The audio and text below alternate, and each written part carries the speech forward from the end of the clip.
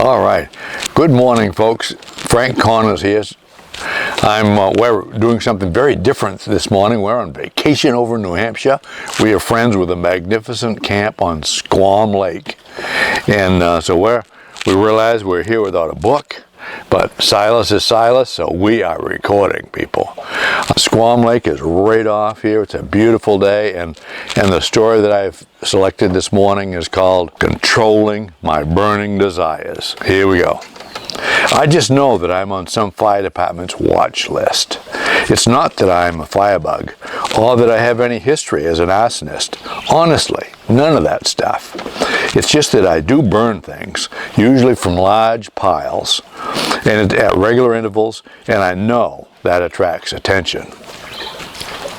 There is a famous family story about Norman once doing a bonfire, and his visiting mother-in-law Blanche smelled smoke and called the fire department.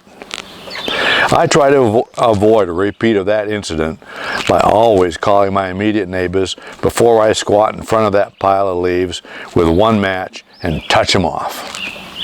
Of course, I always get that online burn permit as well. Did you know that Brunswick remains one of a handful of municipalities that makes open burning easier? Kudos to the Brunswick Fire Department. That's when the website's working. In Bodenham, it used to be a lot tougher. You had to meet the chief in person, or his representative, at the fire station, and you had to hope he was in a good mood, and usually he held court for only about a half an hour in the morning. And that would be early morning. And when he had issued a certain number of permits, he put that "No Permits Today" burn sign back in the window without telling anybody. For several years, I think John, the chief, may have been penalizing me just because of the record number of chimney fires that I've had at our house. But you know, that's another story. And did you notice I said one match? I have always prided myself as a fire starter.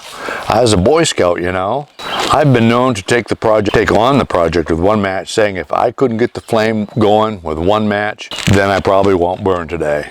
Jane just rolls her eyes, stands around with a matchbox full of matches, waiting. This past spring, we had a huge pile of leaves going, and I was soliciting neighbors for more. No reason to waste a good burn permit. Evelyn decided she could do a few bags of dried leaves, and I was eager to accommodate.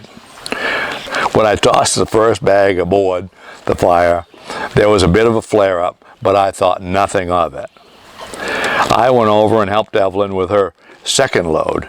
Well, when the two of us returned to the fire site, Jane was bringing up a pile of brush, took one look at me, and started to laugh. And then she asked, "What happened to your hair?" I ran a hand over my head and ended up with a hand filled with singed hair. I was shocked and almost bald on one side.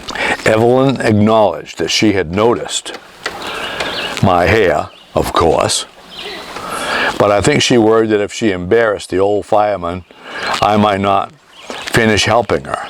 Better to let things lie, she had decided.